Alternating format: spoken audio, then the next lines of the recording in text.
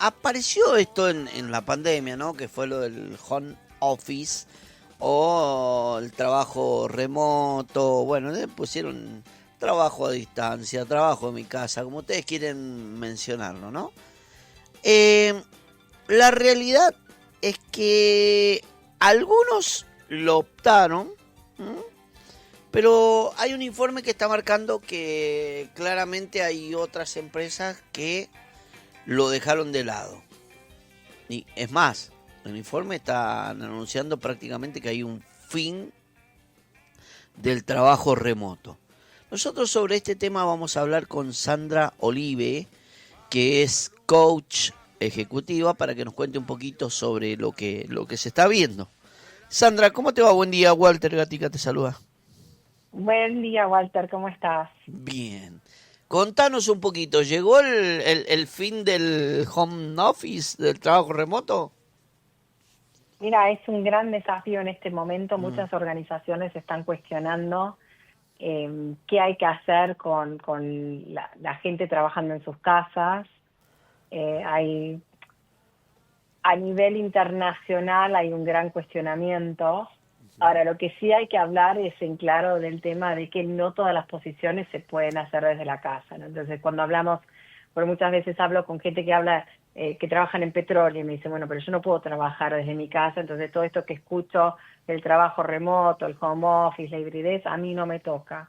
Entonces, para el porcentaje de gente que sí le toca poder tener la posibilidad de trabajar desde la casa, que son todas las áreas de soporte, que no hace falta que estén presenciales, eh, las empresas, los resultados de muchas organizaciones en el último periodo no fueron muy buenos, ¿no? Entonces siempre hay que tener un culpable, un motivo por el cual, y se está culpando al trabajo remoto desde la casa por distintas falencias que tienen más que ver con liderazgo que en realidad que la persona esté trabajando desde la casa.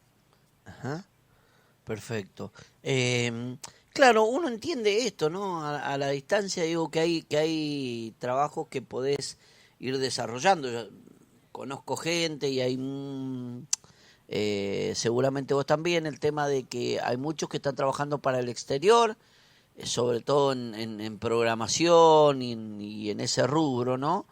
Pero lo frecuente, lo habitual, que también de alguna manera había quedado un poco relegado y se podía hacer porque tampoco estaba la asistencia, creo, de la gente a los lugares, ¿no?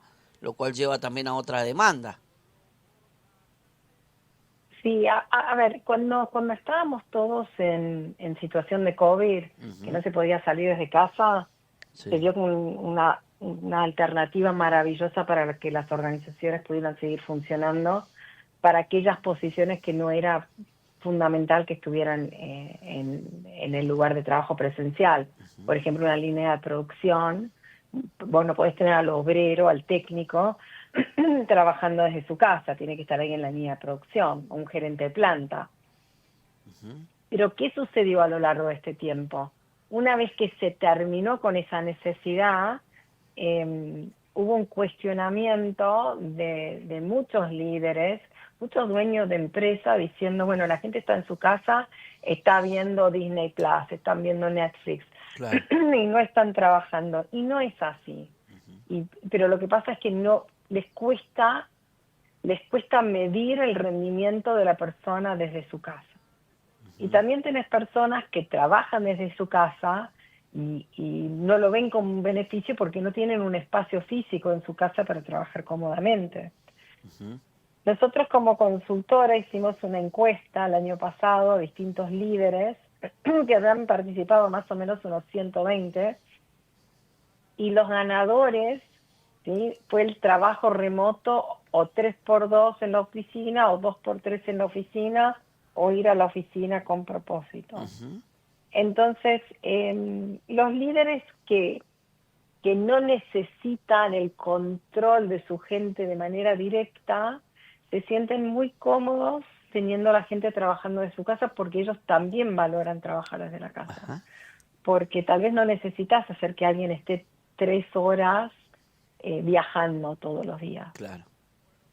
Claro, te desgasta. Ahora, ¿y se ha evaluado la productividad?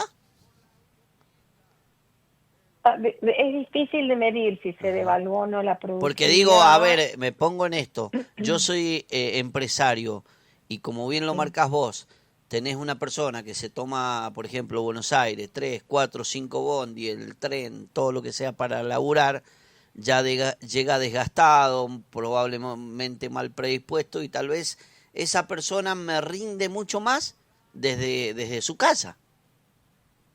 sí.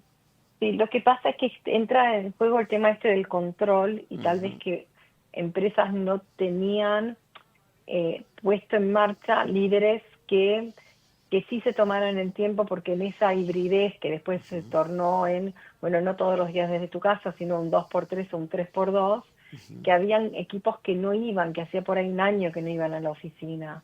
claro. Entonces ahí entró la duda cuando se hizo en algunas empresas relevamiento para ver exactamente cuántas veces, no sé, Juan Pérez fue a la oficina, y Juan Pérez hacía un año que no tocaba su escritorio en la oficina. Ajá.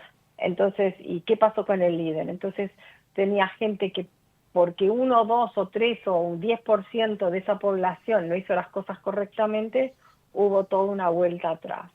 Y hay un tema cultural que es muy importante tener en cuenta, que si nosotros no nos vemos, los vínculos se generan de otra manera. La confianza, el trabajo en equipo, el conocerse mejor, se genera no a través de la pantalla virtual, sino a través del contacto. Ujú, Y las generaciones más jóvenes, que son sus primeros pasos laborales, les cuesta muchísimo entender la cultura organizacional si no están en el lugar de trabajo. Recordemos que muchos de estos jóvenes vienen de o terminar el secundario desde sus casas, o estar cursando la universidad desde sus casas, donde han estado muy aislados. ujú. Entonces, lo que es la cultura organizacional, uno se empapa estando ahí, viendo las cosas que suceden, generando confianza de los equipos. Entonces, los equipos que ya por ahí hacían muchos años que trabajaban juntos, les era mucho más fácil trabajar en sus casas. Todas las personas nuevas estaban como más aisladas, quedaba el núcleo original que trabajaba junto, y si el líder de cada equipo no se tomaba el trabajo de integración, de consolidar a su equipo, ese equipo quedaba muy disperso. Entonces ahí hubo una falencia muy grande, porque hay gente que no estaba preparada para liderar eso. Ujú. Perfecto. Y lo último, ¿se alcanza a percibir, a proyectar una nueva forma de trabajo? Digo, ¿cómo vamos a seguir? Eso va a ser muy de cada empresa. Ujú, Hay unas grandes, muy grandes, como ser los Amazons o distintas empresas, bueno, Tesla, que quieren hacer una impronta donde de más control, de más gente en la oficina.